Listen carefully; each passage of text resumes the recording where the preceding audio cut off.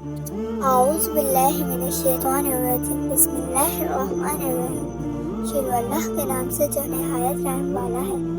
السلام علیکم، کیسے ہیں آپ؟ آج میں آپ کے ساتھ مولا علی رضی اللہ تعالیٰ عنہ کا ایک بہت ہی خوبصورت واقعہ لے کر حاضر ہوں، جس میں اس بات کا مکمل پتہ چلتا ہے کہ آپ رضی اللہ تعالیٰ عنہ کا علم کتنا زیادہ وسیع و عریض تھا۔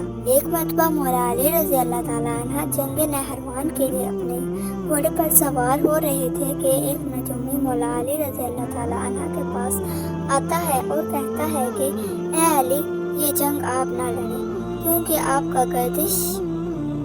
آپ کا ستارہ گردش میں ہے، آپ یہ جنگ بری طرح ہار جائیں گے۔ مولا علی اس کی بات سن کر گھوڑے سے نیچے اتر آئے اور کہا میرا کام اور کہا کیا تم ستاروں کی حال جانتے ہو؟ اس نے کہا ہاں جی، میرا کام ہی یہی ہے، میں ستاروں کو دیکھ کر انسان کا حال بتا سکتا ہوں، اور آپ کا ستارہ اس وقت گردش میں ہے، اسی لیے آپ کو بتا رہا ہوں کہ آپ یہ جنگ ہار جائیں گے۔ مولا علی رضی اللہ تعالیٰ عنہ نے اس نجومی کو کہا اچھا، وہ سامنے ایک گھوڑی کھڑی ہے جو پیڑ سے ہے، بتاؤ اس کے پیٹ میں نر ہے یا مادہ ہے؟ اب وہ نجومی خاموش۔ مولا علی رضی اللہ تعالیٰ عنہ نے کہا تم تو کہہ رہے تھے کہ تم ستاروں کے حال جانتے ہو، یہ تو تمہاری نظروں کے سامنے ہے، تم تو اس کا حال بھی نہیں بتا سکتے۔ مولا علی رضی اللہ تعالیٰ عنہ نے کہا اچھا بتاؤ، کون سا ستارہ ٹوٹتا ہے تو اونٹ پر ایک حرکات ظاہر ہوتی ہے؟